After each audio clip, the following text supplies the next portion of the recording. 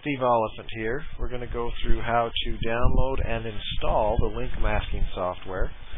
First of all, where it says download the script, you can click on that.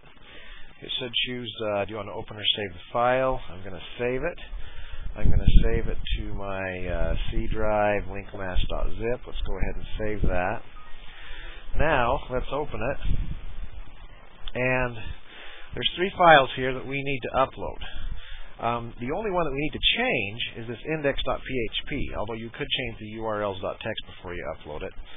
Anyway, in index.php, what we need to change is the password, because you don't want to keep the same password. Others are going to be seeing this video also, and they'd be able to log in and maybe change your affiliate URL to their affiliate URL or something like that. Anyway, let's start by making a temporary folder on our desktop. And so we will go Start, and then we can go to My Computer. And then I just like to do things right on the desktop so that we have it there. So if we go up one, then I can do right-click and choose New. And let's make a folder, and we'll call it Temp Link Mask. You can call it whatever you want. Anyway, the purpose of this folder, and I'm double-clicking on it to go into it, is we're going to copy the stuff out of the zip file into that folder. So I'm hitting Control-A to copy to select all of that. I'm going to do right-click and copy, and then we'll click on this temporary folder we made, and then I'm just going to do Shift-Insert. We could have also done right-click and paste. Now, these are all files that I can edit. Now, the urls.txt that comes with it is all my affiliate links. You'll definitely want to change that, but you can change it once it's uploaded. Once it's installed, there's a really easy-to-use admin interface to change that. So the only thing we have to change is this index.php. So let's edit that, and we can open it with Notepad. So we're going to choose that. And this looks pretty nasty, don't worry. The only thing we have to worry about changing is this password right here. The default password is change me. So you change it to something else. Don't change it to what I'm changing this to. Password, and then file, and then save. And at this point, all we have to do is upload the 3 files. And then you'll see how easy it is to use it in the next video. To upload these files, the easiest way I've found is basically to FTP into our website. You can also upload it through any kind of a control panel. Now, the way I do FTP is like this. Yours may differ a little bit. And then I'll want to put it in the www directory. If you have... I'm trying to think of the different hosting styles. Anyway, once you have your web host, you'll know how to do this. And then I'm going to have an LM folder specifically for linkmask, and we'll upload it to that. Okay, so now we just basically click on Go. Now it's normally going to pop up and ask you for your password. I suspect that it's storing mine, so it's there.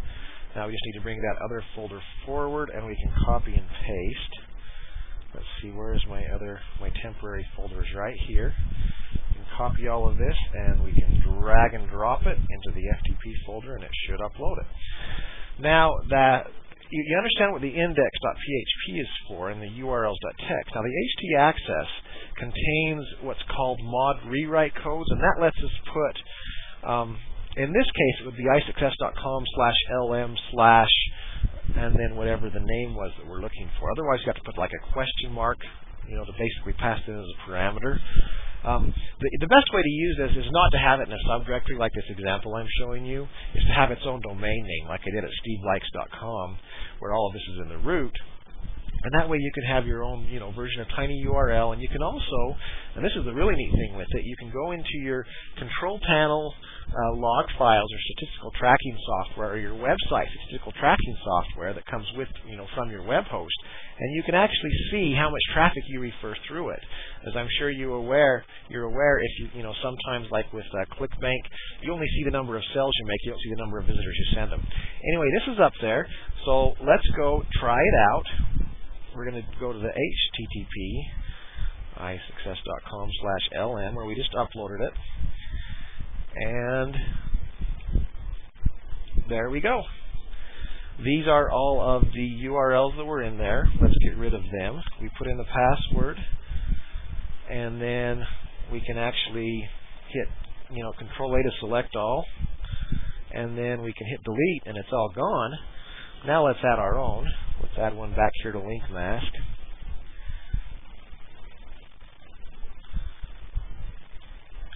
And that's all there is to it. Click on update. And now, I forgot one very important thing. I'm glad we did this.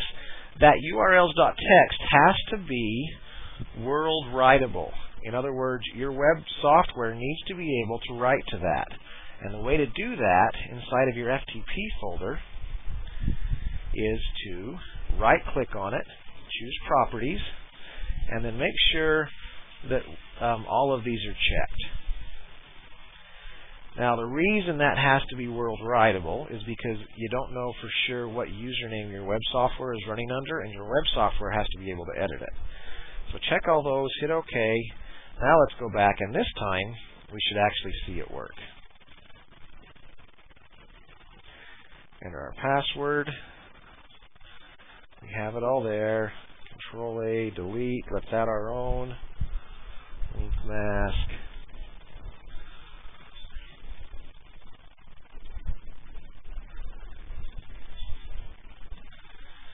And we will update. And there we go. Now we return to the front page, and it throws that question mark in there, but because of our mod rewrite file, let me pull this down so you can see it.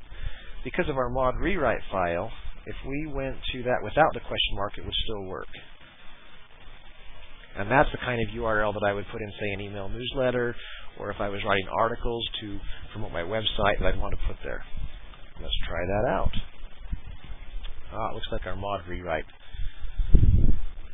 Yeah, there it goes. Don't put the trailing slash on it for mod rewrite. And it redirected us to it, and that's all there is to it. It's as easy as that.